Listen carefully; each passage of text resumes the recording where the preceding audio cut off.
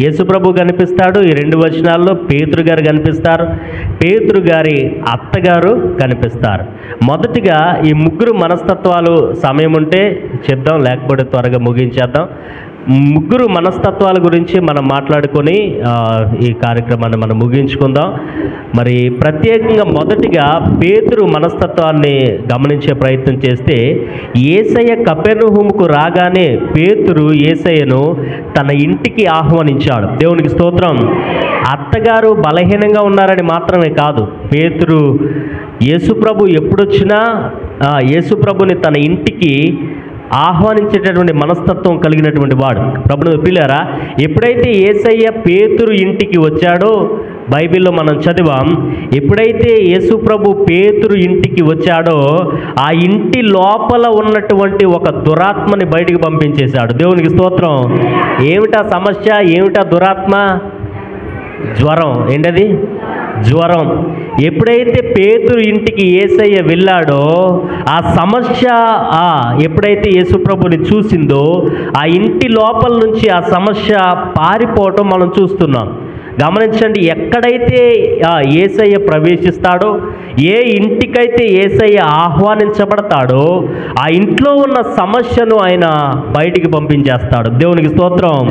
నేను ఒక వీడియో చూశాను. అడవిలో ఉన్న జంతువులన్నీ చక్కగా ఆడుకుంటున్నాయి, డ్యాన్స్ వేసుకుంటూ ఉన్నాయి. అన్ని జంతువులు కలిసి ఒక చోట డ్యాన్స్ వేసుకుంటూ ఎంజాయ్ చేస్తూ ఉన్నప్పుడు సడన్గా ఒక సింహం అక్కడికి వచ్చింది. ఏమొచ్చింది? సింహం అంటే అడవికి రాజుగారు సింహం అక్కడికి వచ్చింది. ఇలా డ్యాన్స్ చేస్తూ అప్పటిదాకా ఎంజాయ్ చేస్తున్నటువంటి ఈ అడవిలో ఉన్న జంతువులన్నీ ఎప్పుడైతే సింహాన్ని చూశాయో ఎక్కడికక్కడే పొదల చోటికి, ఎక్కడెక్కడే చెట్ల చోటికి దూరంగా సింహాన్ని చూసిన వెంటనే చెదిరిపోయి ఎక్కడికక్కడే పారిపోయాయి. దేవునికి స్తోత్రం. ప్రభుని పిల్లారా, ప్రభు అయిన యేసుక్రీస్తు ఒక ఇంటిలోనికి రాగానే జరిగేది ఇదే. అప్పటిదాకా డ్యాన్స్ చేసినటువంటి ఇబ్బందులు, అప్పటిదాకా డ్యాన్స్ వేయించిన సమస్యలు ఒక్కసారిగా పారిపోయేలా చేయగలడు ఆయన. దేవునికి స్తోత్రం. పేతురు ఇంటికి యేసయ్య ప్రవేశించగానే పేతురు ఇంటిలో ఉన్న సమస్య పారిపోవటం మనం చూస్తున్నాం. దేవునికి స్తోత్రం. ఎప్పుడైతే యేసుప్రభు ఒక ఇంటి లోపలికి ప్రవేశిస్తాడో, ఎప్పుడైతే యేసుప్రభు ఒక గృహాన్ని దర్శిస్తాడో, ఆ ఇంటి లోపల ఉన్న సాతానుగాడి కానీ, ఆ ఇంటి లోపల ఉన్న సాతానుగాడి మనుషులు కానీ, వాడి దేవదూతలు కానీ, వాడు చేసే పనులు కానీ, సమస్యలు కానీ, ఇబ్బందులు కానీ ఆయన పారిపోయేలా చేస్తాడు. దేవునికి స్తోత్రం. యేసయ్య గెదారెనీయులు అనేటటువంటి దేశానికి వెళ్ళాడు. ఇదే అధ్యాయంలో 28వ వచనంలో ఆ మాటలు కనిపిస్తాయి. మత్తయి సువార్త 8వ అధ్యాయము 28వ వచనంలో యేసయ్య ఒక దేశం వెళ్ళాడు, గెదారెనీయులు అనేటటువంటి దేశానికి వెళ్ళాడట. అలా వెళ్ళగానే దెయ్యం పట్టినటువంటి ఇద్దరు యేసుప్రభుకి ఎదురుగుండా వచ్చారు. దాన్ని మీరు గమనించాలి. వాళ్ళ ఒంట్లో ఉన్నటువంటి దెయ్యాలతో వాళ్ళు యేసుప్రభుని ఎదుర్కొన్నారు. ఎప్పుడైతే యేసయ్యను చూశారో ఆ దెయ్యం పట్టిన ఇద్దరు యేసుప్రభుని బ్రతిమలాడుకున్నారు. అయ్యా, ఎందుకు ఇక్కడికి వస్తున్నావు? మా కోసం వస్తున్నావా? మమ్మల్ని ఇక్కడ నుంచి పంపించేస్తావా? వీళ్ళ ఒంట్లో నుంచి మమ్మల్ని పంపించేసే ఉద్దేశం నీకుంటే దయచేసి మమ్మల్ని దూరంగా పందులు మేస్తున్నాయి కదా, ఆ పందుల్లోకి మమ్మల్ని పంపించేయండి ఆయన. గమనించండి, ఈ ఇద్దరు దెయ్యం పట్టిన వాళ్ళు యేసుప్రభుని చూసి బ్రతిమలాడినప్పుడు యేసుప్రభు ఆ ఇద్దరి వ్యక్తుల శరీరంలో ఉన్నటువంటి దెయ్యాన్ని ఎప్పుడైతే గద్దించాడో ఆ దెయ్యాలు పందుల్లోనికి ప్రవేశించాయి అని బైబిల్ మనకు చెప్తుంది. దేవునికి స్తోత్రం. ఎప్పుడైతే యేసుప్రభుని చూశాయో దెయ్యాలు ఏం చేశాయి? చెప్పాలన్నమాట. దెయ్యాలు ఏం చేశాయి? పారిపోయాయి. ఇప్పుడు బైబిల్లో కొన్ని సందర్భాలు చెప్తాను, ఇప్పుడు మీరు చెప్పాలి. యేసయ్య జక్కయ్య ఇంటికి వెళ్ళగానే జక్కయ్య ఒంట్లో ఉన్న ఒకటి పారిపోయింది. ఏంటది? సరిగ్గా చెప్పిన వాళ్ళకి ఫస్ట్ ప్రైజ్. యేసయ్య పేతురు ఇంటికి వెళ్ళగానే జ్వరం పారిపోయింది. యేసయ్య గెదారెనీయులు అనే దేశానికి వెళ్ళగానే దెయ్యాలు పారిపోయాయి. యేసయ్య జక్కయ్య ఇంటికి వెళ్ళగానే జక్కయ్య ఒంట్లో ఉన్న ఒకటి పారిపోయింది. ఏంటో తెలుసా? అది అవినీతి. ఏంటది? అప్పటిదాకా అవినీతితో జీవించినటువంటి జక్కయ్య ఒంట్లో ఉన్న అవినీతి యేసయ్య వచ్చి కూర్చోగానే పారిపోయింది. దేవునికి స్తోత్రం. యేసయ్య గెదారేనీయులు అనేటటువంటి దేశం వెళ్ళగానే అక్కడున్న దెయ్యాలు పారిపోయాయి. ప్రభునందు ప్రియులారా, యేసయ్య యాయీరు అనే ఒక సమాజ మందిరపు అధికారి ఇంటికి వెళ్ళి కూర్చోగానే ఏం పారిపోయింది చెప్పాలి? ఏం పారిపోయింది? మరణం పారిపోయింది. దేవునికి స్తోత్రం. యాయీరు కుమార్తెకు పట్టినటువంటి మరణం యేసయ్యను చూసి పారిపోయింది.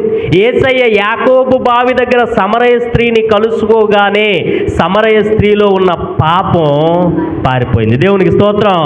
అదే యేసయ్య ఇప్పుడు పేతురు ఇంటిలో ప్రవేశించగానే పేతురు అత్తగారికి పట్టిన జ్వరం వెంటనే పారిపోయింది. దేవునికి స్తోత్రం. పేతురు ఇంటికి వెళ్ళిన యేసయ్య మనందరి ఇళ్ళకి రావాలి. దేవునికి స్తోత్రం.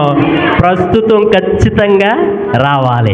పేతురు ఇంటికి వెళ్ళగానే ఏ రీతిగా జ్వరం పారిపోయిందో యేసయ్య మనందరి గృహాలకి వచ్చునుగాక. ఆమేన్. మన సంఘంలో ఆయన ప్రవేశించునుగాక. ఆమేన్. గమనించండి, యేసయ్య పేతురు ఇంటికి వెళ్ళగానే పేతురు అత్తకు పట్టిన జ్వరం యేసు ప్రభువుని చూసి పారిపోయింది. గమనించండి, ఇల్లు అని అంటే మన గృహము అని మాత్రమే కాదు, కానీ యేసు ప్రభువుని మనం ఆహ్వానించాల్సింది మనం కట్టుకున్న మనం నివాసం ఉంటున్న ఇంటికి మాత్రమే కాదు, హృదయము అనే ఇంటికి కూడా ప్రభువుని మనం ఆహ్వానించాలి. దేవునికి స్తోత్రం.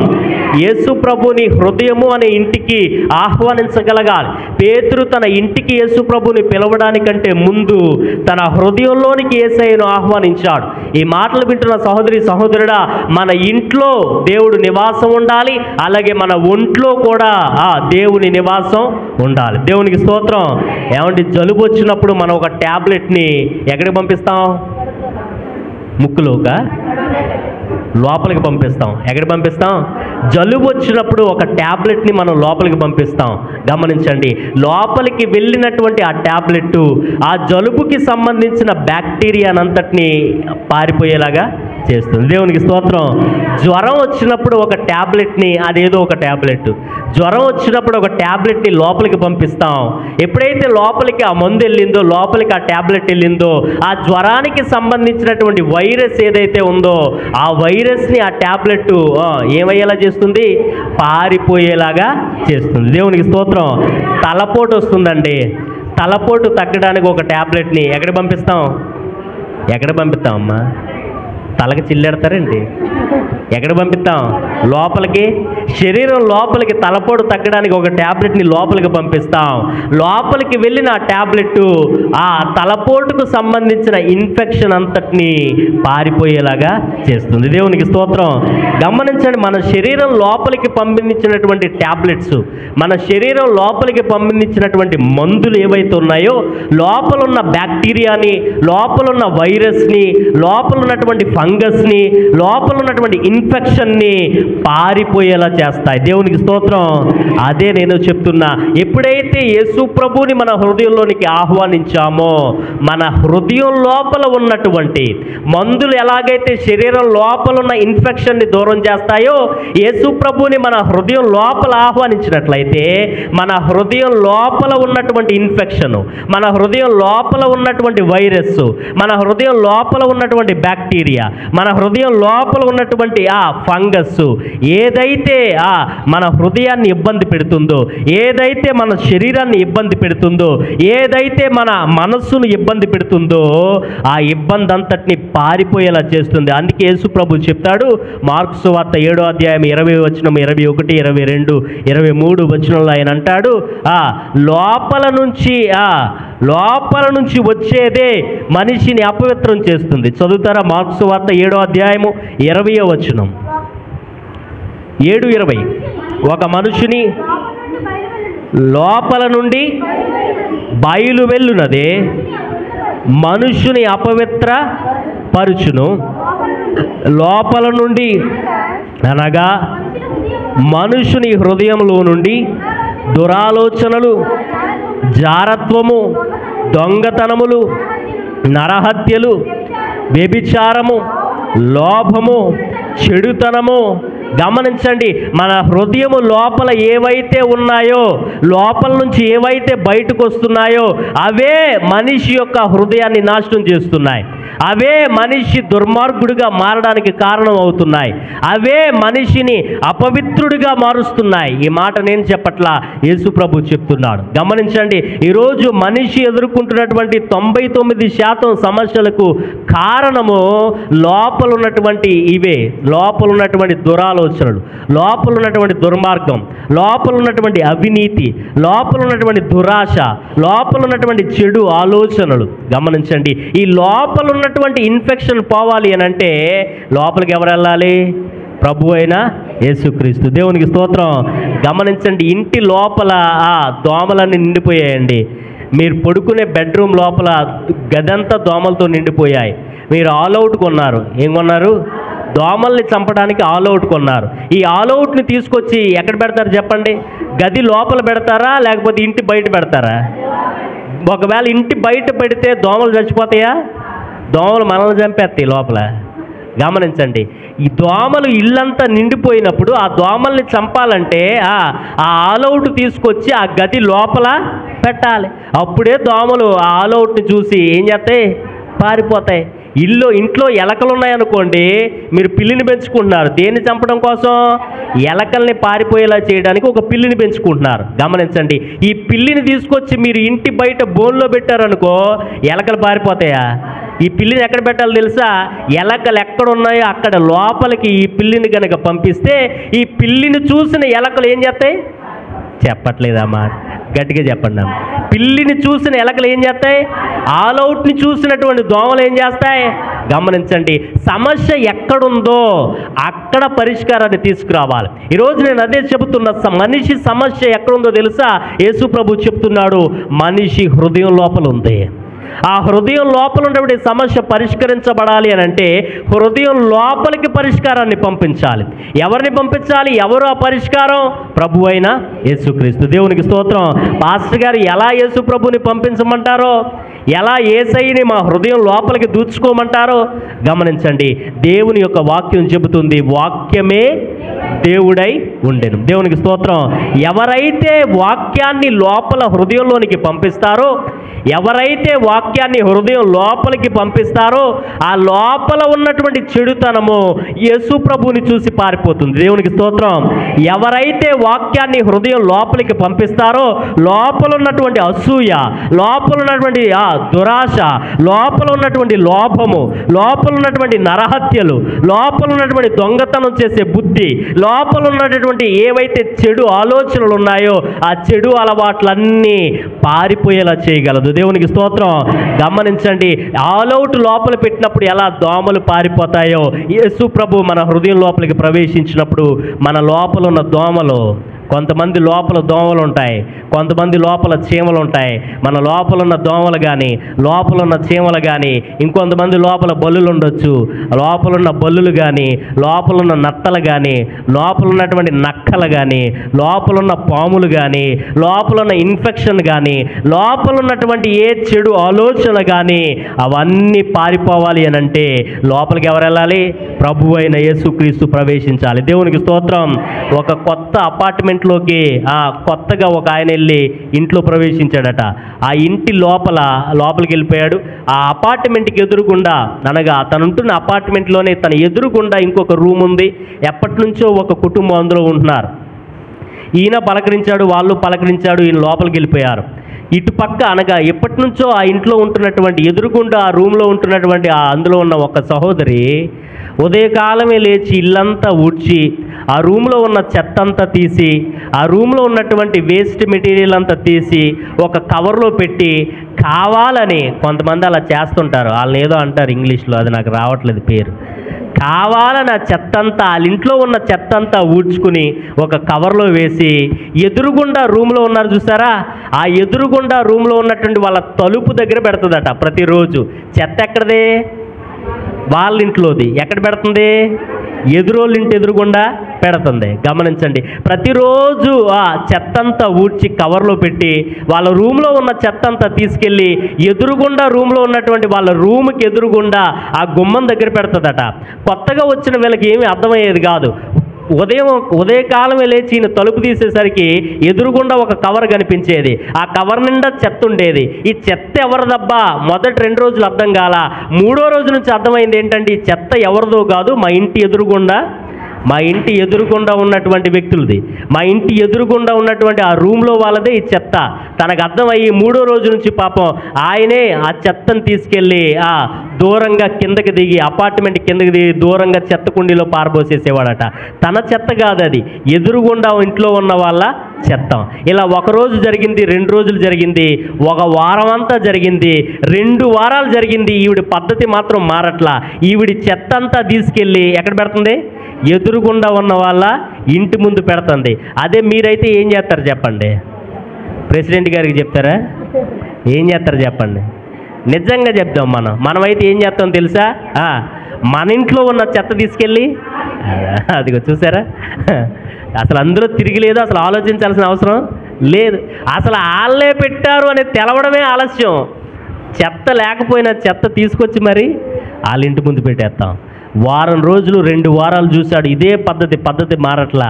2 వారాల తర్వాత ఆవిడకి ఏదో ఒక రకంగా బుద్ధి చెప్పాలి అని ఆలోచన చేశాడు. ఈయన కూడా వాళ్ళు లేవకముందే లేచి ఒక కవర్ సిద్ధం చేశాడు.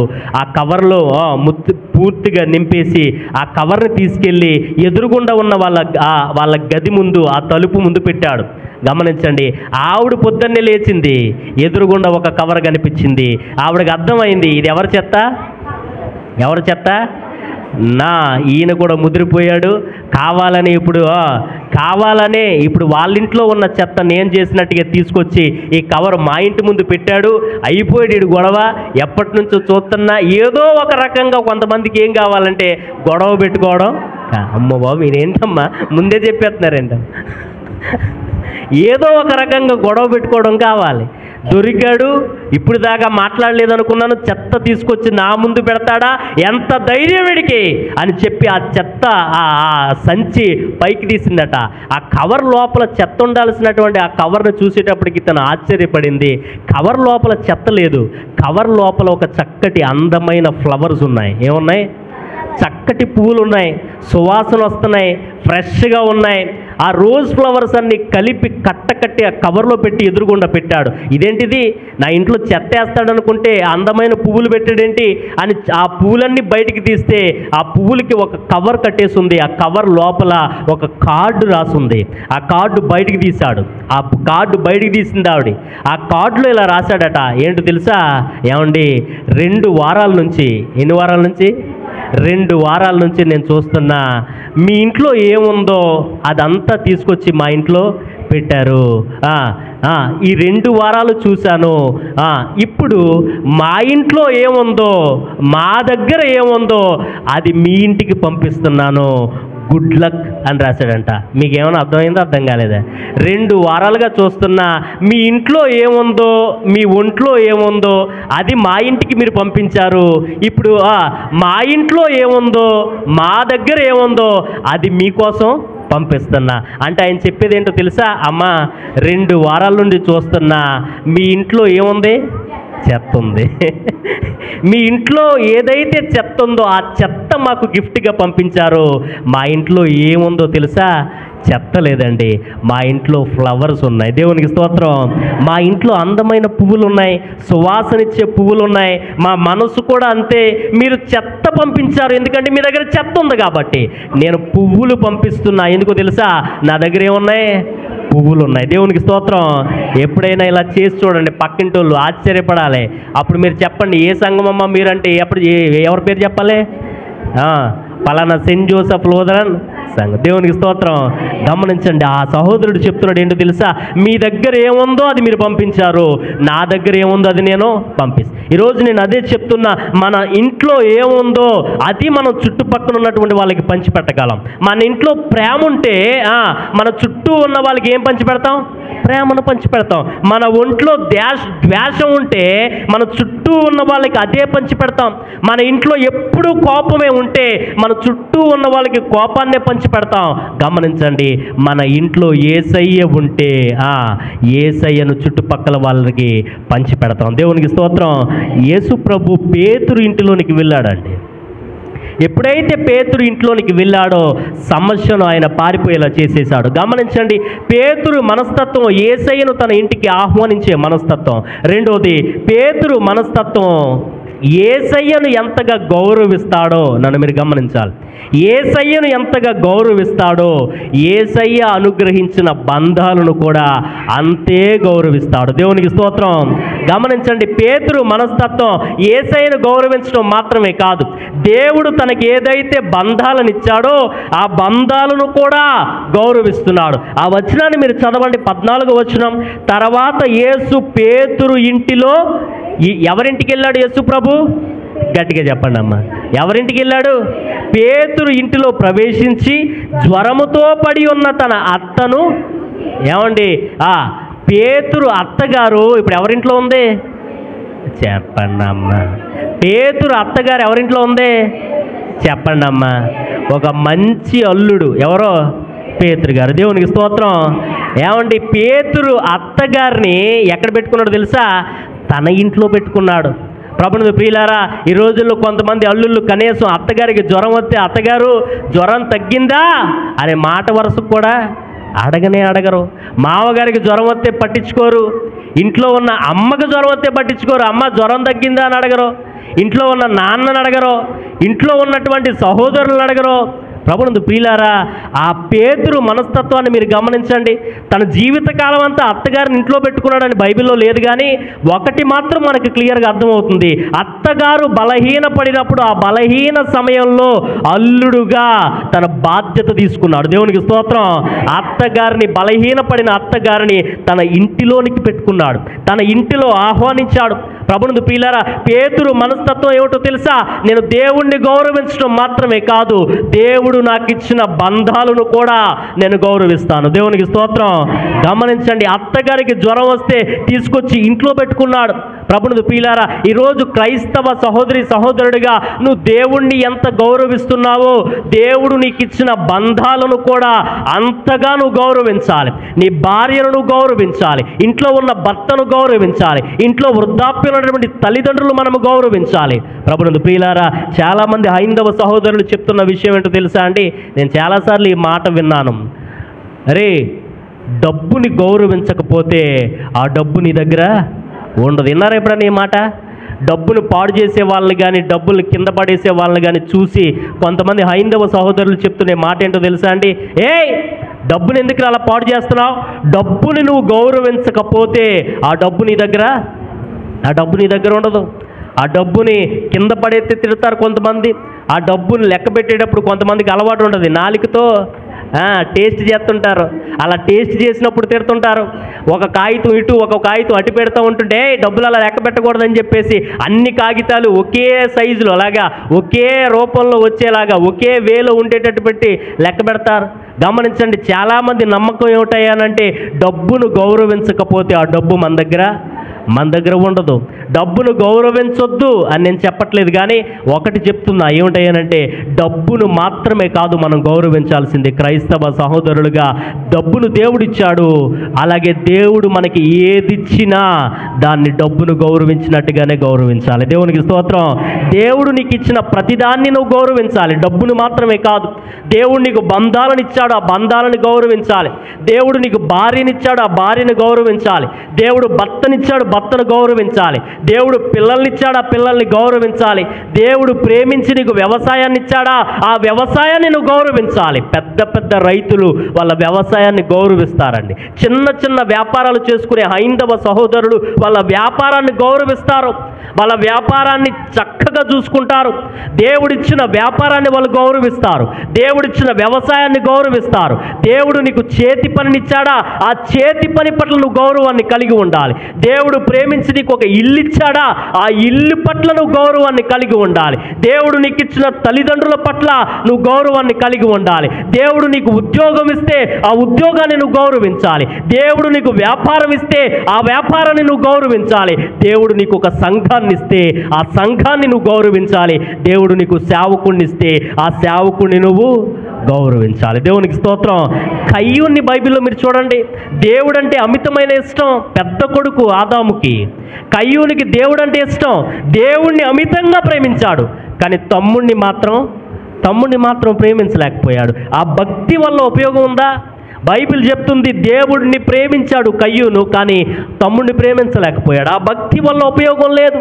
బైబిల్లో మీరు చూడండి, మిర్యాము మోషే యొక్క అక్కయ్య. దేవుణ్ణి అమితంగా ప్రేమించేది మిర్యాము, కానీ తమ్ముణ్ణి మాత్రం పూర్తిగా ప్రేమించలేకపోయింది. ఆ భక్తి వల్ల ఉపయోగం లేదు. 10 మంది అన్నయ్యలు యేసేపుకి. గమనించండి, 10 మంది అన్నయ్యలు దేవుణ్ణి అమితంగా ప్రేమించారు, చిన్నతనం నుంచి దేవునికి లోబడ్డారు. గమనించండి, 10 మంది అన్నయ్యలు దేవుణ్ణి ప్రేమించారు, కానీ తమ్ముణ్ణి మాత్రం ప్రేమించలేకపోయారు. ఆ భక్తి వల్ల ఉపయోగం ఏమిటి? పరిసయ్యులు, శాస్త్రులు, సద్దుకయ్యులు దేవుణ్ణి అమితంగా ప్రేమించేవారు ఆ రోజుల్లో, కానీ సాటి వారిని మాత్రం ప్రేమించలేకపోయారు. ఆ భక్తి వల్ల ఉపయోగం ఏమిటి? 1 యోహాను రాసిన పత్రిక 4వ అధ్యాయం 20వ వచనం. అందుకే యేసు ప్రభు ఈ మాట చెప్తాడు. 1 యోహాను రాసిన పత్రిక, యోహాను భక్తుడు ఈ మాట రాస్తాడు. 1 యోహాను రాసిన పత్రిక 4వ అధ్యాయము 20వ వచనం ఒకసారి చదువుతారా? ఎవడైనను నేను దేవుని ప్రేమించుచున్నానని చెప్పి తన సహోదరుని ద్వేషించిన ఎడల అతడు అబద్ధికుడు. తాను చూచిన సహోదరుని ప్రేమించలేని వాడు తను చూడని దేవుణ్ణి ఎలా ప్రేమించగలడు? దేవుడు అడుగుతున్నాడు, ఎలా ప్రేమిస్తావు దేవుణ్ణి? కనిపించే నువ్వు చుట్టూ ఉన్న బంధాలనే నువ్వు ప్రేమించలేకపోతున్నావు. కనిపించే నువ్వు చుట్టూ ఉన్న వారికి నువ్వు గౌరవాన్ని ఇవ్వలేకపోతున్నావు. కనపడని దేవుణ్ణి నేను గౌరవిస్తున్నా, కనపడని దేవుణ్ణి నేను ప్రేమిస్తున్నా అంటే ఆ భక్తి వల్ల ఉపయోగం ఏమిటి? ప్రభుని ప్రియులారా, ఈరోజు పేతురు చెప్పేది దేవుణ్ణి మాత్రమే కాదు మనం గౌరవించాల్సింది, దేవుడు మనకి ఎవరినైతే అనుగ్రహించాడో వాళ్ళ పట్ల కూడా మనం గౌరవాన్ని కలిగి ఉండాలి. దేవునికి స్తోత్రం. ఒక కుర్రాడు ఫ్లవర్ షాప్కి వెళ్ళాడట. వాళ్ళ అమ్మ బర్త్డేకి విష్ చేద్దాం, వాళ్ళ అమ్మ పుట్టినరోజుకి ఆ పువ్వులు ఇద్దాం అని చెప్పి ఆ ఫ్లవర్ షాప్కి వెళ్ళి ఫ్లవర్స్ కొందామని అనుకున్నాడు.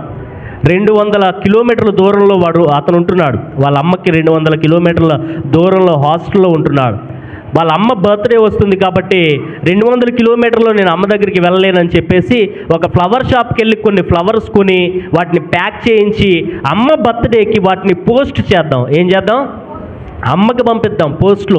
పోస్టల్ డిపార్ట్మెంట్ ద్వారా అమ్మకి ఆ ఫ్లవర్స్ పంపిద్దాం బర్త్డేకి అని చెప్పేసి వెళ్ళి ఫ్లవర్స్ కొందామని ఆ ఫ్లవర్ షాప్కి వెళ్ళాడట.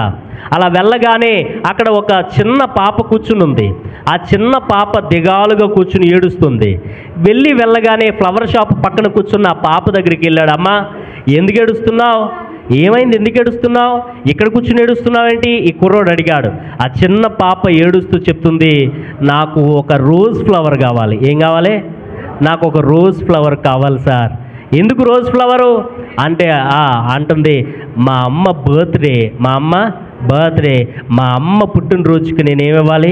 ఈరోజు మా అమ్మ బర్త్డే అండి, మా అమ్మ పుట్టినరోజుకి నేను ఒక ఫ్లవర్ ఇవ్వాలి, రోజ్ ఫ్లవర్ ఇవ్వాలి అని అంటే, సరే కొనుక్కోవచ్చు కదా అంటే ఆ పిల్ల అంటుంది, నా దగ్గర అంత డబ్బు, ఆ రోజ్ ఫ్లవర్ కొనడానికి సరిగా డబ్బులు చాలట్లా, కొంచెం డబ్బులు తీసుకొచ్చా కానీ ఎక్కువ చెప్తున్నారు, నా దగ్గర అంత డబ్బు లేదు, అందుకే ఏడుస్తున్నా అంటే జాలేసి ఈ కుర్రోడు, సరే పద నేను కొంటానులే, మీ అమ్మకి రా, నేను డబ్బులు ఇస్తానులే రా అని చెప్పి ఒక రోజ్ ఫ్లవర్ తనుకొని ఆ చిన్న పాప చేతిలో పెడితే ఆ పాప చాలా సంతోషపడిపోయింది.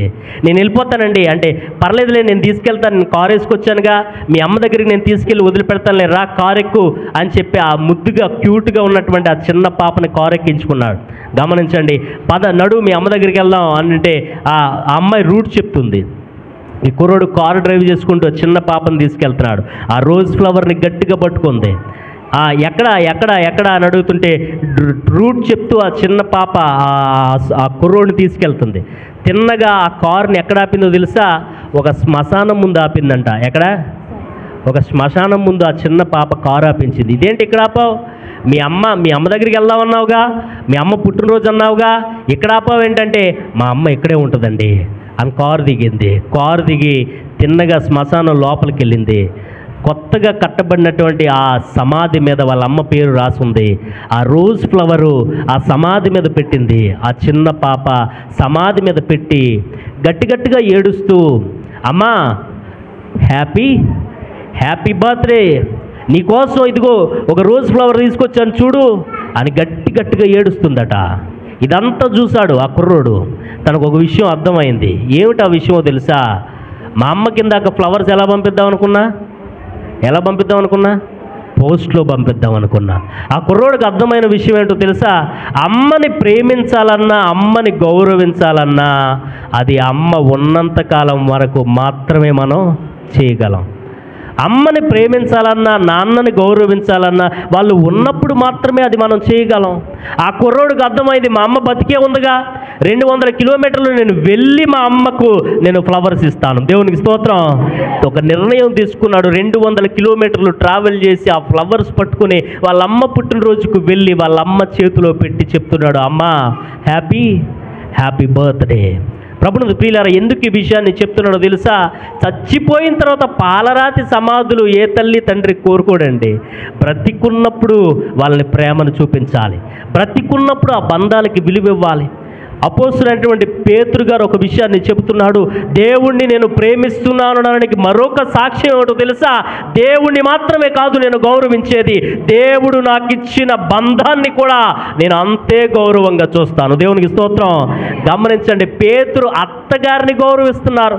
అత్తగారు మామగారు కూడా పక్కన పెట్టండి, కనీసం ఇంట్లో ఉన్న తల్లిదండ్రులను మనం గౌరవించాలి.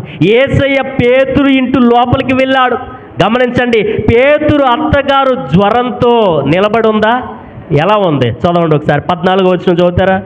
తరువాత యేసు పేతురు ఇంటిలో ప్రవేశించి జ్వరముతో డ్యాన్స్ వేస్తున్న అత్తగారిని అని ఉందా? జ్వరముతో పడి ఉన్న అత్తగారిని యేసయ్య చూశాడు. ప్రభువుని ప్రియులారా, ఈ రోజుల్లో చాలామంది పడిపోయారు మన సంఘంలో. దేంతో? పేతురు అత్త పడిపోయినట్టుగా చాలామంది మంచాల మీద పడిపోయారు జ్వరంతో. మనం మాత్రమే కాదండి, మన ఆంధ్రప్రదేశ్ రాష్ట్రంలో లాస్ట్ 15 డేస్లో రిజిస్టర్ అయిన కేసులే 50,000 మంది. ఈ వైరల్ ఫీవర్లు వచ్చి గవర్నమెంట్ హాస్పిటల్లో రిజిస్టర్ అయిన కేసులే 50,000 మంది ఇదే వైరల్ ఫీవర్లతో హాస్పిటల్కి వెళ్తున్నారు. మనం ఎక్కడ రిజిస్ట్రేషన్ చేయించుకోవట్లా. మనలాంటి వాళ్ళందరితో పోల్చుకుంటే 1,00,000 పైనే జ్వరాలతో బాధపడుతున్న వాళ్ళు ఉంటారు. వీళ్ళందరినీ జ్వరాలు పడగొట్టేశాయి. పేతురు అత్తను పడగొట్టినట్టుగా ఈ వర్షం వచ్చి రాక, ఈ వర్షం ఆగక, వాతావరణం అనుకూలంగా లేకపోవడం వల్ల, జ్వరాలు రావడం వల్ల చాలామంది జ్వరాలతో పడిపోయిన వాళ్ళు ఉన్నారు. విజయవాడ పట్టణం అంతటిని బుడమేరు అనేటటువంటి వాగు పడగొట్టేసింది. కొన్ని ప్రాంతాలని వచ్చే వరదలు పడగొట్టేశాయి. గమనించండి, పేతురు అత్తని జ్వరం పడగొట్టేసింది. కొన్ని కుటుంబాలు అప్పులు పడగొట్టేశాయి, కొన్ని కుటుంబాలను మానసికపరమైనటువంటి సమస్యలు పడగొట్టేశాయి, కొన్ని కుటుంబాలు రోగాలు పడగొట్టేశాయి, కొన్ని కుటుంబాలు అప్పులు పడగొట్టేశాయి, కొన్ని కుటుంబాలను తాగుడు పడగొట్టేస్తుంది, కొన్ని కుటుంబాలను డ్రగ్స్ పడగొట్టేస్తున్నాయి, కొన్ని కుటుంబాలు ఇంట్లో ఉన్న వాళ్ళు, చుట్టుపక్కల అన్న వాళ్ళ మాటలు కొంతమందిని పడగొట్టేస్తున్నాయి, ఇంకొంతమందిని అనవసరమైన ఆలోచనలు పడగొట్టేస్తున్నాయి. నేనేంటి, నా భవిష్యత్తు ఏంటి, నా అప్పు ఏమిటి, నా ఇల్లు ఏంటి, నా పిల్లలేంటి, నా భర్త ఏంటి, నా రోగం ఏంటి, ఇలాంటి ఆలోచనలు కొంతమంది పడగొట్టేస్తున్నాయి. కొంతమందిని తాగుడు పడగొట్టేస్తుంది, కొంతమందిని జ్వరాలు పడగొట్టేస్తున్నాయి, కొంతమంది అనవసరమైన ఆలోచనలు పడగొట్టేస్తున్నాయి, కొంతమందిని చుట్టూ ఉన్న వాళ్ళ మాటలు పడగొట్టేస్తున్నాయి. ప్రభువుని ప్రియులారా, ఎలా పడిపోయినా, ఏది పడగొట్టినా లేపగలిగేది మాత్రం ఆయనే. దేవునికి స్తోత్రం. గమనించండి, యేసయ్య పేతురు ఇంట్లో ప్రవేశించాడు. జ్వరంతో పడిపోయినటువంటి అత్తను యేసు ప్రభు లేవనెత్తాడు. ప్రభువుని ప్రియులారా, ఆర్ఆర్కే మూర్తి గారని బ్రాహ్మణ కుటుంబంలో పుట్టినటువంటి ఒక పాస్టర్ గారు. ఆయన ముసలివాడైపోయాడు. ఇప్పుడు బాగా ట్రైనింగ్లో ఉన్నప్పుడు ఆయనతో ఇంటరాక్షన్ ఇప్పించేవారు. ఆర్ఆర్కే మూర్తి గారు అని ఆయన ఒకరోజు ఆయన మాట్లాడుతూ ఆయన చెప్పిన మాట ఏంటంటే, యేసు ప్రభు పడిపోయిన వాళ్ళందరినీ లేపేవాడు. దేవునికి స్తోత్రం. ఏంటంట? యేసు ప్రభు పడిపోయిన వాళ్ళందరినీ లేపేవాడు. కానీ ఈ రోజుల్లో చాలామంది పాస్టర్లు, చాలామంది బోధకులు పడగొట్టి లేపుతున్నారంట. ఏంటది? యేసు ప్రభు పడిపోయిన వాళ్ళని లేపేవాడు. ఈ రోజుల్లో ఉన్న బోధకులు పడగొట్టి తర్వాత మళ్ళీ ఏంటది అని అంటే పడిపోతున్నారు జనం. గమనించండి, యేసు ప్రభు ఎవరిని పడగొట్టి పైకి లేపలేదండి. ఈ రోజుల్లో కొంతమంది బోధకులు మనుషులు, బాగా ఉన్న మనుషుల్ని ఊది అరిచి గింటేసి పడగొట్టి మళ్ళీ వాళ్ళని లేపుతున్నారు.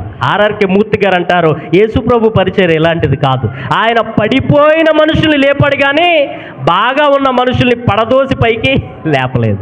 ప్రభునందు ప్రియులారా, యేసు ప్రభు పేతురు ఇంటికి వెళ్ళాడు. పేతురు ఇంట్లో పడిపోయి ఉన్నటువంటి అత్తను చూసి యేసు ప్రభు పైకి లేపాడు. యేసేపు గుంటలో పడిపోయినప్పుడు దేవుడు పైకి లేపాడు. అన్నయ్యలే గుంటలో పడేశారు. ప్రభునందు ప్రియులారా, ఈరోజు నువ్వు నేను ఎవరి వల్ల పడిపోయినా, ఎక్కడ పడిపోయినా పైకి లేపగలిగినటువంటి దేవుడిని మనం ఆరాధిస్తున్నాం. దేవునికి స్తోత్రం. ప్రభునందు ప్రియులారా, మనం మొన్న ఒక సహోదరి మన సంఘంలో ఫోన్ చేసి చెప్తుంది, పాస్టర్ గారు 4 రోజుల నుంచి జ్వరాన్ని గెలుద్దాం అనుకున్నాను, కానీ జ్వరమే నన్ను గెలిచేసింది. ఆవిడ అంటుంది, కరోనా రాకముందంత వరకు నేను బాగానే ఉన్నానండి పాస్టర్ గారు, అదేంటో కరోనాలకు వచ్చి అంతే, నా బతుకంతే ఇలాగా, నా ఆరోగ్యం ఇలాగైపోయింది. గమనించండి, ఒకవేళ నిజంగానే కరోనా వచ్చి వెళ్ళిపోవటం వల్ల శరీరంలో మార్పులు రావచ్చేమో, కానీ ఒకటి మాత్రం నిజం, కరోనా ముందు ఏ దేవుడిని అయితే మనం ఆరాధిస్తున్నామో కరోనా తర్వాత కూడా అదే దేవుడిని ఆరాధిస్తున్నాం. దేవునికి స్తోత్రం.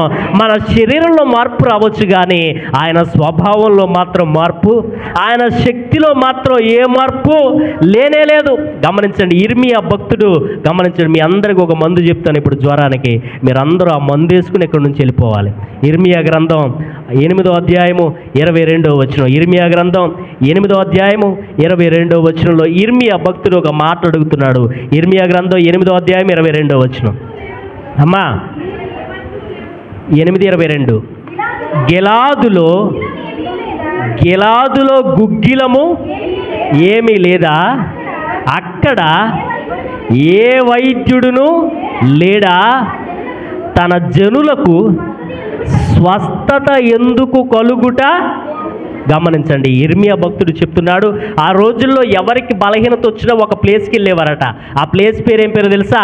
గిలాదు అనే ప్రాంతానికి వెళ్ళేవారు. ఎక్కడికి? గిలాదు అనే ప్రాంతాల్లో గుగ్గిలం దొరికేదట. ఆ గుగ్గిలాన్ని వాళ్ళు ఎలా భావించేవారంటే, ఈ కొంతమంది చెప్తుంటారు కదా, సర్వరోగ నివారిణి. ఏంటది? సర్వరోగ నివారిణి. ఆ గుగ్గిలాన్ని వాళ్ళు సర్వరోగ నివారిణి అని నమ్మేవారు. గిలాదు అనే ప్రాంతంలో దొరికే గుగ్గిలము చాలా ఫేమస్. ఆ రోజుల్లో ఏ రోగం వచ్చినా గిలాదు అనే ప్రాంతానికి వెళ్ళి గుగ్గిలం కొనుక్కునేవారు. అక్కడ ఒక వైద్యుడు ఉండేవాడట. ఆ వైద్యుడు చాలా ఫేమస్. ఏ రోగం వచ్చినా చికిత్స చేసేటటువంటి వైద్యుడు ఆయన. గమనించండి, కొంతమంది వేప చెట్టు ఉంటుంది చూసారా, ఆ వేప చెట్టుని సర్వరోగ నివారిణి అని నమ్ముతారు. కొంతమంది బొబ్బాస్కాయ ఆకులు ఉంటాయి చూసారా, ఆ రసాన్ని సర్వరోగ నివారిణి అని నమ్ముతారు. ఈ రోజుల్లో కొంతమంది గోధుమ గడ్డి రసాన్ని సర్వరోగ నివారిణి అని ఒప్పుకుంటున్నారు. గమనించండి, కొన్ని వందల సంవత్సరాల క్రితం నేను పుట్టక ముందునప్పుడు ఒకే ఒక ఇంజెక్షన్ ఉండేదట. ఏ రోగం వచ్చినా అదే ఇంజెక్షన్ చేసేవారు. ఆ ఇంజెక్షన్ పేరేంటో తెలుసా? పెన్సిలిన్. ఏంటది? పెన్సిలిన్ అని ఇంజెక్షన్ చేసేవారు. ఆడికి జ్వరం వచ్చినా అదే ఇంజెక్షన్, కడుపు నొప్పి వచ్చినా ఇదే ఇంజెక్షన్, ఏ వచ్చినా అదే ఇంజెక్షన్. ఆ ఇంజెక్షన్ చేస్తే చాలు తగ్గిపోయేది. గమనించండి, ఆ పెన్సిలిన్ని సర్వరోగ నివారిణి అని చెప్పేవారు. కానీ ఈ రోజుల్లో ఒక్కో రోగానికి 10-12 ఇంజెక్షన్లు, అయినా రోగం తగ్గట్లా. గమనించండి, గిలాదులో గుగ్గిలాన్ని సర్వరోగ నివారిణి అని చెప్పేవారు. ప్రభునందు ప్రియులారా, ఇర్మియా భక్తుడు అంటున్నాడు, గిలాదులో గుగ్గిలం దొరకట్లేదా మీకు? గిలాదులో వైద్యుడు లేడా? ఎందుకు నా ప్రజలు స్వస్థత పొందలేకపోతున్నారు? ప్రభునందు ప్రియులారా, ఇప్పుడు గిలాదులో ఉన్న గుగ్గిలానికి శక్తి ఉందో లేదో నాకు తెలియదు. గిలాదులో ఉన్నటువంటి వైద్యుడికి శక్తి ఉందో లేదో నాకు తెలియదు. గిలాదులో ఉన్న గుగ్గిలానికి శక్తి తగ్గిపోవచ్చు, గిలాదులో ఉన్న వైద్యుడికి శక్తి తగ్గిపోవచ్చు, కానీ దేవుని వాక్యానికి ఉన్న శక్తి మాత్రం మాత్రం ఎన్నటికీ తగ్గదు. దేవునికి స్తోత్రం. గమనించండి, దేవుని వాక్యములో ఉన్నటువంటి శక్తి ఎన్నటికీ తగ్గిపోదు. అందుకే ఈ మందు బైబిల్లో రాయబడి ఉంది.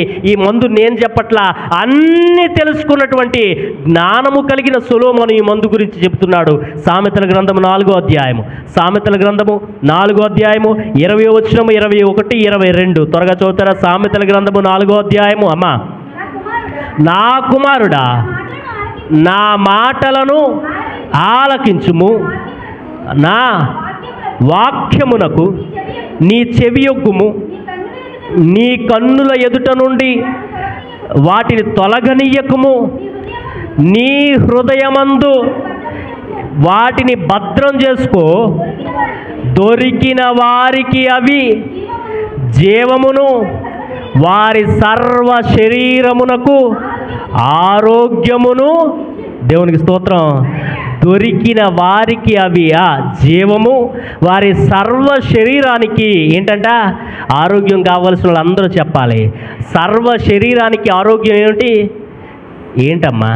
దేవుని వాక్యం. దేవునికి స్తోత్రం. ఇదే మందు. గమనించండి, ఈ ఆదివారం దేవుడు మనతో చెప్పేది సర్వ రోగము అలాగా సర్వ శరీరానికి ఒకే ఒక మందు. ఏమిటో తెలుసా? దేవుని యొక్క వాక్యము. గిలాదులో గుగ్గిలానికి శక్తి తగ్గిపోవచ్చు, గిలాదులో ఉన్న వైద్యుడికి శక్తి తగ్గిపోవచ్చు, వేప రసానికి శక్తి తగ్గిపోవచ్చు, మామిడికాయ ఆకులకి శక్తి తగ్గిపోవచ్చు, బొప్పాయి ఆకులకి శక్తి తగ్గిపోవచ్చు, గోధుమ గడ్డికి శక్తి తగ్గిపోవచ్చు, మనం వేసుకునే ఇంజక్షన్లు వేసుకునే మందులకి శక్తి తగ్గిపోవచ్చు. కానీ ఈ వాక్యానికి ఉన్న శక్తి మాత్రం ఎన్నటికీ తగ్గదు. దేవునికి స్తోత్రం. దొరికిన వారికి అవి జీవంలాగా ఉపయోగపడతాయి. కాబట్టి చెప్తున్న, జ్వరం వచ్చిందా? ఒక అధ్యాయాన్ని చదవండి, ప్రార్థన చేసుకోండి. దేవునికి స్తోత్రం. కడుపు నొప్పి వచ్చిందా? వాక్యం చదివి ప్రార్థన చేసుకోండి. తలపోటు వచ్చిందా? వాక్యం చదివి ప్రార్థన చేసుకోండి. ఎవరి మీదైనా కోపం వచ్చిందా? వాక్యం చదివి ప్రార్థన. సర్వరోగ నివారిణి ఇదే. ఏంటో తెలుసా? దేవుని వాక్యం. దేవునికి స్తోత్రం. నేను వాక్యాన్ని ముగించేస్తున్నా. గమనించండి, యేసు ప్రభు మనస్తత్వం మనం చూసాం, పేతురు మనస్తత్వం చూసాం, అత్తగారి మనస్తత్వం చెప్పి ముగించేస్తా. అత్తగారికి ఎట్టకేలకు యేసు ప్రభు రాగానే జ్వరం ఏమైపోయింది? పారిపోయింది. జ్వరం పారిపోయిన వెంటనే అత్తగారు పైకి లేచి, అబ్బా ఎంత మంచి అల్లుడు గారు అయ్యా పేతురు, నువ్వు ఎంత చక్కగా నన్ను పట్టించుకున్నావు, పోతే పోయింది జ్వరం, దేవుడి దయ వల్ల యేసుప్రభుని బలే తీసుకొచ్చావు, టైంకి జ్వరం అంతా తగ్గిపోయింది నీ వల్ల, చాలా వందనాలయ్య అల్లుడు గారు. 3 రోజులైంది ఆ అత్తా కోడల సీరియల్ చూసి, ఈ జ్వరం వల్ల మంచం మీదే పడుకుండిపోయాను, ఇడ్లీ తినలేకపోతున్నాను, ఆవిరి పట్టలేకపోతున్నాను, ముక్కంతా వాసిపోయింది, కానీ జలుబు మాత్రం తగ్గట్లా. నన్ను వదిలేస్తే ఆ అత్తా కోడల సీరియల్కి వెళ్ళిపోతానందా అత్తగారు పైకి లేచి. జ్వరం తగ్గిన వెంటనే ఈదులోకి వెళ్ళిపోతాను. ఆ కోడల గురించి ఈ కోడల గురించి ఎప్పుడు అందరూ చెప్తారు నాకు. 2 రోజులు 3 రోజులు అయిపోయింది, ఏ కోడల గురించి నాకు తెలుస్తలేదు ఇంట్లో ఉండటం వల్ల. ఈదులోకి వెళ్ళిపోతాను నేను అందా. అత్తగారు ఏం చేస్తుందో చదవండి, 15వ వచనం. జ్వరం తగ్గిన వెంటనే అత్తగారు చేస్తుంది చూడండి ఒకసారి. ఆమె చెయ్యి ముట్టగా జ్వరము ఆమెను విడిచెను, అంతటా ఆమె ఆయనకు ఉపచారము. దేవునికి స్తోత్రం. ఎప్పుడైతే జ్వరం తగ్గిందో పేతురు అత్తగారు ఏం చేస్తుందో తెలుసా అండి? దేవునికి ఉపచారం చేస్తుంది. మీలో చాలామందికి జ్వరాలు వచ్చి తగ్గిపోయిన వాళ్ళు ఉంటారు. గమనించండి, మీరు చెయ్యి ఎత్తినా ఎత్తకపోయినా ఇలా జ్వరం వచ్చి తగ్గిపోయిన వాళ్ళందరూ దేవునికి కృతజ్ఞత చూపించాలి. దేవునికి స్తోత్రం.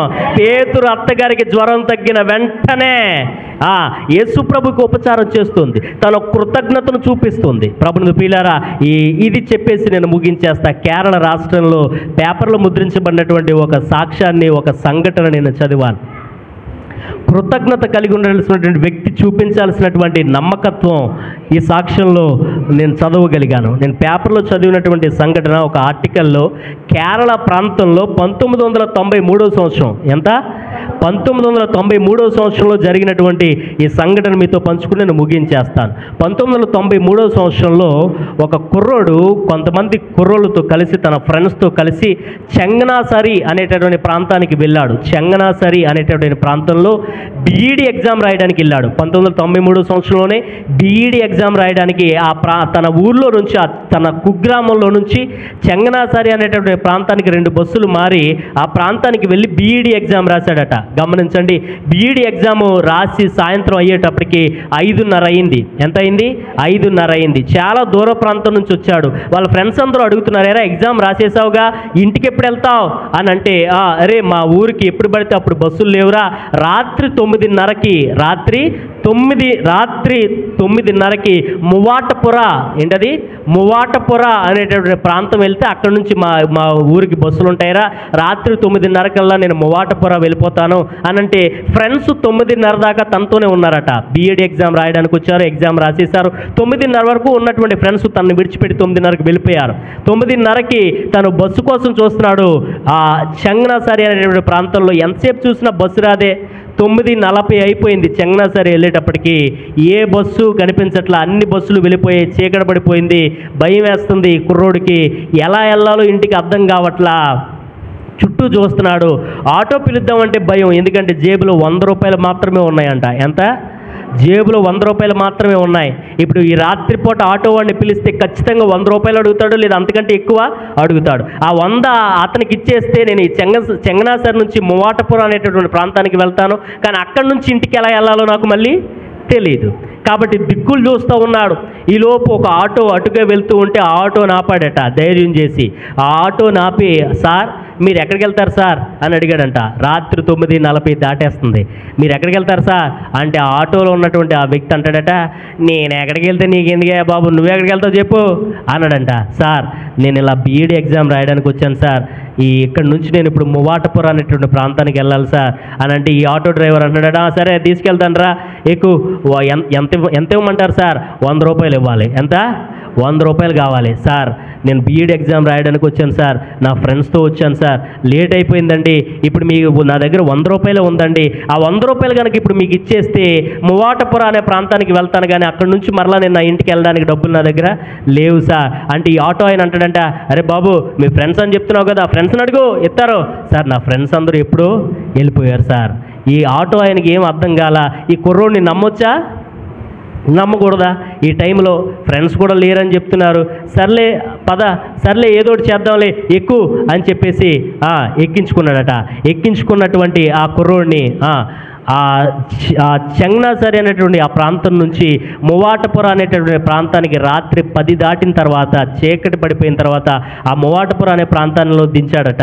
అడిగాడట, మరి ఈ టైంలో ఉంటాయా?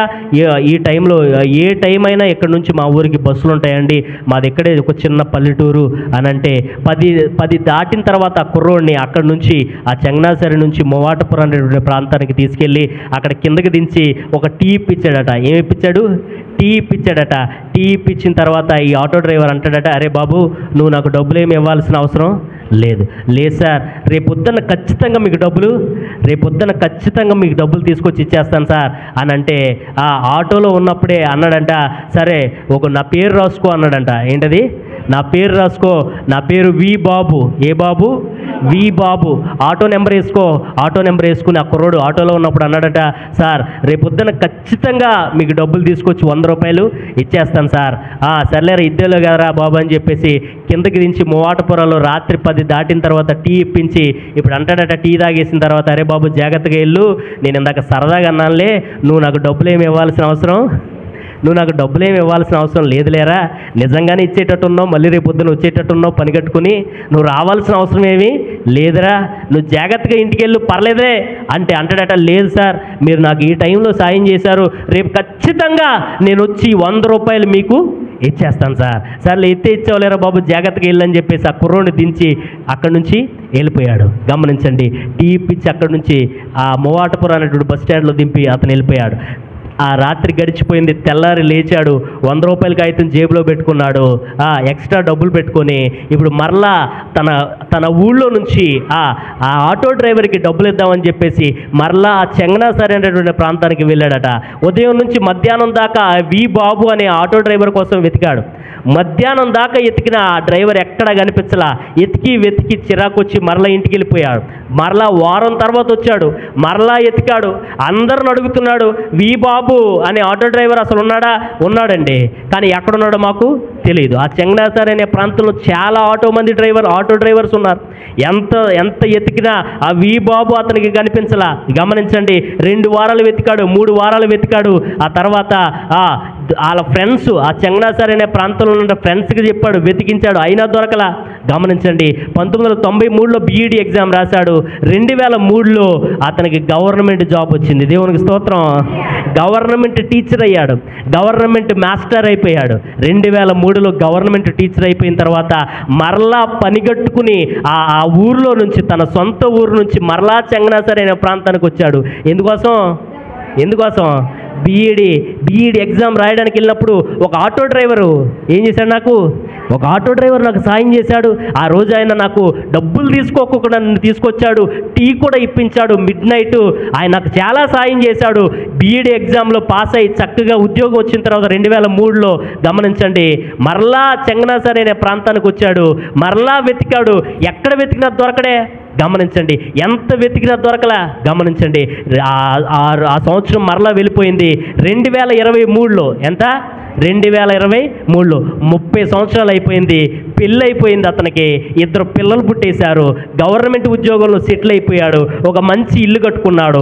2003 నుంచి వి బాబు అనే ఆటో డ్రైవర్ కోసం ఆయన వెతుకుతూనే ఉన్నాడు. దేవునికి స్తోత్రం. గమనించండి, 2023లో వాళ్ళ ఫ్రెండ్ కూడా ఒక మాస్టర్గా జాబ్ వచ్చింది చెంగనాసర్ అనే ప్రాంతంలో. రే, నేను వస్తున్నా, పలానా రోజు మాకు హాలిడే ఇచ్చారు, ఈ రోజు ఎలాగైనా ఆటో డ్రైవర్ని మనం పట్టుకోవాల్సిందే. ఒరే, నీకేమైనా పిచ్చెక్కిందేరా? ఎన్ని సంవత్సరాలు ఎదుగుతావురా? నువ్వు ఇచ్చే 100 రూపాయలు ఆయనకి ఏమి? గమనించండి, 2023లో మరలా అతను వచ్చాడు. ఆ ఫ్రెండ్ని బండి ఎక్కించుకుని ఆ చెంగనాసరి ప్రాంతంలో ఉన్న ఆటో డ్రైవర్లు అందరినీ చూశాడు. ఈ పొద్దు నుంచి సాయంత్రం దాకా కాళ్ళు అరిగిపోయేలా చేసిన తర్వాత, మరలా రేపు పొద్దున వస్తానంటే ఫ్రెండ్ అంటాడంట, నీకు దండవరా బాబు, నువ్వు ఇచ్చేది 100 రూపాయలు, ఇప్పటికి నీకు ఎన్ని వేలకు వచ్చాయి నీవో తెలుసా? నీకు ఎంతకాలం ఎదుగుతావురా?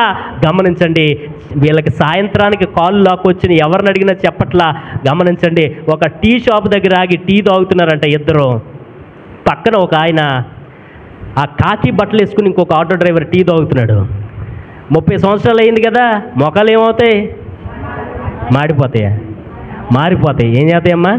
30 సంవత్సరాలు అయిపోయింది కదా, మొఖాలు మారిపోయి కుర్రోడుగా ఉన్నప్పుడు చూశాడు. గమనించండి, ఒక అటుపక్క తిరిగి ఒక ఆయన టీ తాగుతూ కనిపించాడు. ఆ కాకి ఈయనేనంటావా అని చెప్పేసి ఎదురుగుండా వెళ్ళాడు, కానీ ముఖం అనుమలు దొరకట్లా. ఎందుకైనా మంచిదని చెప్పి జేబులో నుంచి ఒక కాగితం తీశాడు. ఆ కాగితం ఏంటో తెలుసా? అతను 30 సంవత్సరాల క్రితం వి బాబు అని చెప్పి ఆటో నెంబర్ వేసుకున్నాడు. దేవునికి స్తోత్రం.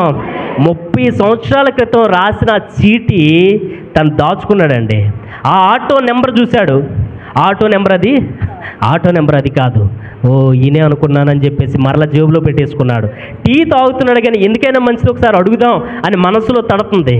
టీ తాగేసాడు. ఆటో డ్రైవర్ వెళ్ళిపోతుంటే ఏదైతే అదే అయిందిలే అని చెప్పేసి వెళ్ళిపోతున్న ఆటో డ్రైవర్ దగ్గరికి వెళ్ళి, సార్ మీ పేరు వి బాబువా అని అడిగాడు. ఏంటది? సార్ మీ పేరు వి బాబువా? అవును వి బాబు. సార్ ఇదేంటి సార్ మీ ఆటో నెంబర్ ఇది కదా అది కదా అంటే, ఏ బాబు ఇప్పటికి 10 ఆటోలు మార్చాను. ఇప్పటికి 10 ఆటోలు మార్చాం, మాకు అది మామూలే, ఇలా ఆటోలు మారుతూ ఉంటాం, ఏం పని ఎక్కడికి వెళ్తావు చెప్పి ఎక్కించుకెళ్తా అని అంటాడంట. సార్ నన్ను గుర్తుపట్టారా? 30 సంవత్సరాల క్రితం నేను బీఈడి ఎగ్జామ్ రాయడానికి వచ్చాను సార్, నా పేరు అజిత్ సార్, నా పేరు అజిత్. ఆ రోజు మీరు ఏం చేశారు? నాకు డబ్బులు తీసుకోకుండానే ఇక్కడి నుంచి మా ఊరు దాకా వెళ్ళడానికి నాకు సాయం చేశారు సార్, నాకు టీ కూడా ఇప్పించారు సార్, నేనే సార్. అరే బాబు నువ్వా అజిత్? నువ్వు బాగానే గుర్తుపెట్టుకున్నావురా, అసలు నాకు మొత్తం మర్చిపోయాను నేను, నువ్వు మళ్ళీ వచ్చావు సార్. నేను తెల్లారే వచ్చాను సార్, అప్పటి నుంచి చాలాసార్లు ఇక్కడికి వచ్చాను సార్, కానీ మీరు ఎక్కడ నాకు కనిపించలేదు సార్, రండి సార్ అని చెప్పేసి బలవంతంగా ఆటో డ్రైవర్ని తన ఊరు తీసుకెళ్ళాడంట. దేవునికి స్తోత్రం. వాళ్ళ ఊరు తీసుకెళ్ళాడు, వాళ్ళ భార్యని పరిచయం చేశాడు, వాళ్ళ పిల్లల్ని పరిచయం చేశాడు. ఈయన పలానా సంవత్సరంలో 30 సంవత్సరాల క్రితం నాకు ఈయన సాయం చేశాడు, భార్యకి ప్రేమగా పరిచయం చేశాడు, పిల్లలకి పరిచయం చేశాడు, వాళ్ళ ఇంట్లో భోజనం పెట్టించాడు. గమనించండి, వాళ్ళ ఫ్రెండ్స్ అందరికీ చెప్పాడు. గమనించండి, జేబులో నుంచి 100 కాగితం కాదు, 100 రూపాయల కాగితం కట్ట బయటికి తీశాడు. అంటే ఎంత? 10,000. ఎంత? 10,000 కట్ట తీసి ఆటో డ్రైవర్ చేతిలో పెట్టి, వి బాబు అనే ఆటో డ్రైవర్ చేతిలో పెట్టి అంటాడట, బాబు ఏంటి బాబు ఇదంతా? 100 రూపాయలే కదా నువ్వు ఇవ్వాల్సింది. లేదు సార్, ఇప్పుడు నాకు గవర్నమెంట్ ఉద్యోగం వచ్చింది సార్, నేను బాగా సంపాదిస్తున్నాను సార్, ఇప్పుడు నేను సెటిల్ అయ్యాను సార్, మీరు ఆ రోజు చేసిన సాయం నేను మర్చిపోలేను సార్, దయచేసి మీరు ఏమీ అనుకోకుండా ఈ డబ్బులు మీరు తీసుకోండి సార్. గమనించండి, 30 సంవత్సరాల క్రితం డబ్బులు తీసుకోకుండా ఆటో ఎక్కించుకున్నటువంటి ఆటో డ్రైవర్కి కృతజ్ఞత కలిగి ఆ 10,000 కట్ట చేతిలో పెడితే ఆ 10,000 కట్ట గట్టిగా పట్టుకొని కళ్ళలో నుంచి నీళ్ళు వస్తున్నాయి. ఈ ఆటో డ్రైవరు గట్టిగా అజిత్ని కౌగిలించుకున్నాడు. ఒక మాట అంటాడట, బాబు నా కన్న వాళ్ళు కూడా నా కన్న కొడుకులు కూడా నా మీద ఇంత ప్రేమ, చూపించలేదయ్యా. 30 సంవత్సరాల క్రితం నేను చేసిన చిన్న సాయాన్ని నువ్వు గుర్తుపెట్టుకుని నా కోసం ఎంత వెతికావా? నిన్నెప్పటికీ నా జీవితంలో నేను మర్చిపోను. ఇదంతా వాళ్ళ ఇంటి పక్కన ఉన్న ఒక విలేకరు చూశాడు, జరిగిందంతా తెలుసుకున్నాడు. వాళ్ళిద్దరి ఫోటో తీసి కేరళలో ఒక వార్తాపత్రికలో ప్రచురం చేశాడు. అది వైరల్ అయిపోయింది. ప్రభునందు ప్రియులారా, ఎందుకు ఈ మాట చెప్తున్నాడో తెలుసా? ఒక ఆటో డ్రైవర్ చేసిన సాయాన్ని అజిత్ గుర్తుపెట్టుకున్నాడండి. 30 సంవత్సరాలైనా ఆ సాయాన్ని మర్చిపోలా, కృతజ్ఞత చూపిస్తున్నాడు. ఈ మాటలు వింటున్న సహోదరుడా, దేవుడు ఈ ఆటో డ్రైవర్ కంటే గొప్పవాడు కాదా? ఎన్నోసార్లు నీకు సాయం చేయలేదా? ఎన్నోసార్లు అనారోగ్య పరిస్థితుల నుంచి నేను లేవనెత్తలేదా? ఎన్నోసార్లు అప్పుల విషయంలో సాయం చేయలేదా? ఎన్నోసార్లు శారీరక, మానసిక, ఆర్థిక, పిల్లల సమస్యల్లో, ఇల్లు సమస్యల్లో నీకు సాయం చేశాడుగా. ఆటో డ్రైవర్ ఎడల కృతజ్ఞత చూపిస్తున్నాడు. మరి మనం ఎందుకు దేవునికి కృతజ్ఞత చూపించకూడదు? పేతురు అత్త జ్వరం తగ్గిన వెంటనే బైబిల్ చెప్తుంది కృతజ్ఞతను చూపిస్తుంది. ఈ మాటలు వింటున్న సహోదరుడా, దేవుని ఎడల కృతజ్ఞత కలిగి ఉందాం. పేతురు లాంటి స్వభావాన్ని కలిగి ఉందాం. పేతురు అత్త లాంటి స్వభావాన్ని కలిగి ఉందాం. యేసు ప్రభువుని మన హృదయంలోనికి ఆహ్వానిద్దాం. కళ్ళు మూసుకోండి, ప్రార్థన చేస్తాను.